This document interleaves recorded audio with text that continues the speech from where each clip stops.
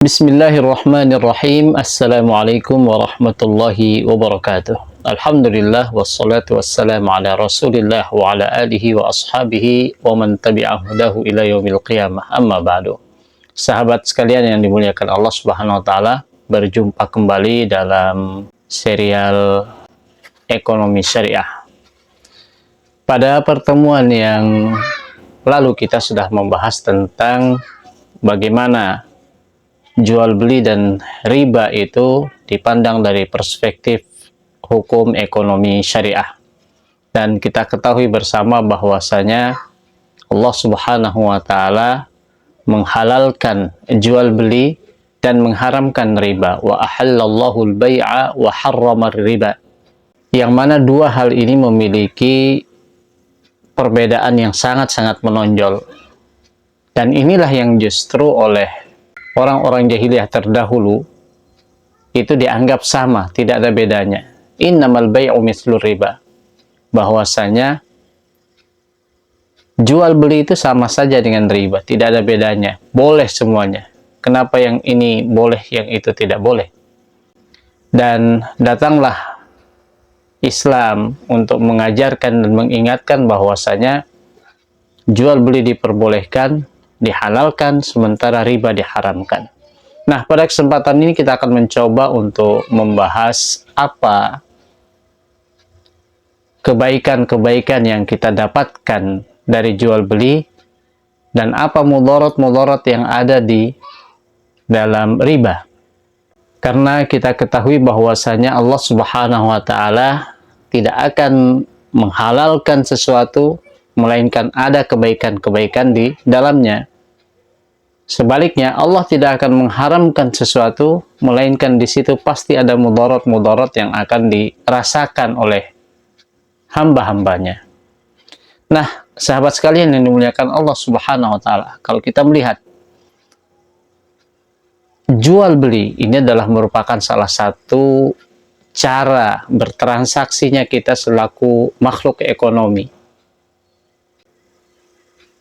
Ada dua orang yang akan melakukan akad, yang satu sebagai penjual dan yang kedua adalah sebagai pembeli. Ada barang yang diperjualbelikan, yang akan dipertukarkan. Ada kesempatan untuk saling tawar-menawar. Dan kemudian ada keridhaan antara satu dengan yang lain. Nah, inilah yang menjadikan jual beli menjadi sesuatu yang sangat-sangat dianjurkan di dalam Islam. Sebagaimana hadis yang sudah kita bahas sebelumnya, sebaik-baik amalan itu adalah amalul ar-rajuli biyadihi wa bai'un mabrur. Amalan seseorang dengan tangannya, dia bekerja, dia melakukan sebuah profesi, kemudian ada juga jual beli yang bersih. Sahabat sekalian yang dimuliakan Allah Subhanahu wa taala, ya kalau kita lihat Rasulullah Sallallahu Alaihi Wasallam adalah merupakan seorang saudagar, seorang pedagang, ya pengusaha. Kalau kita lihat, ya jual beli ini seorang penjual misalkan, ya seorang penjual itu Allah Subhanahu wa taala menjadikan profesi perniagaan itu adalah merupakan profesi yang sangat-sangat berkah.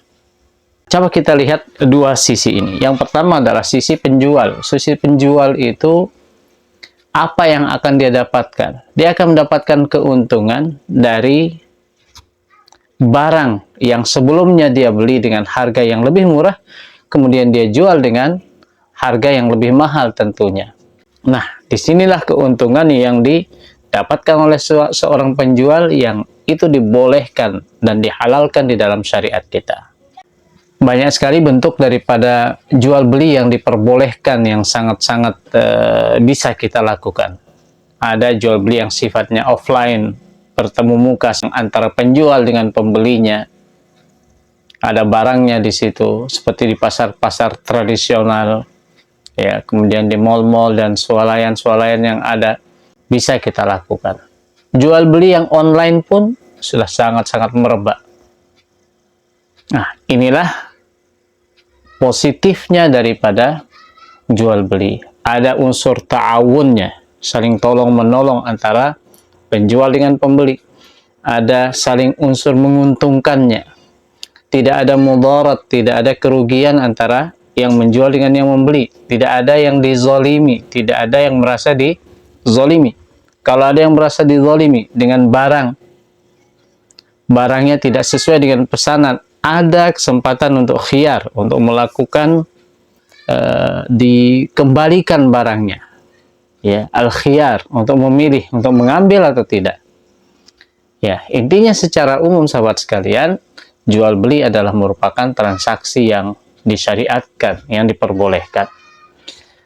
Nah, sebaliknya, riba itu menjadi sesuatu yang diharamkan oleh Allah Subhanahu wa Ta'ala, karena kita lihat riba ini sangat banyak mudaratnya.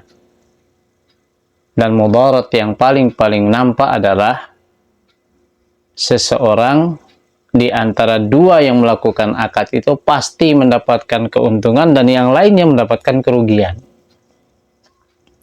Ya, contoh-contoh ringannya adalah ketika riba itu berkaitan dengan pertukaran, ya, dengan cara hutang piutang.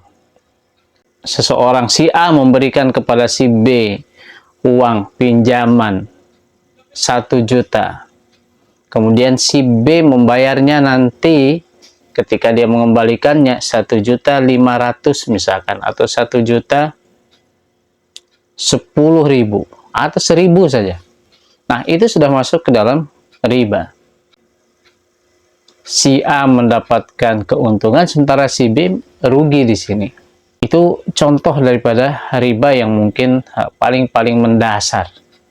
Yang insya Allah pada kesempatan lainnya kita juga akan membahas tentang masalah riba ini.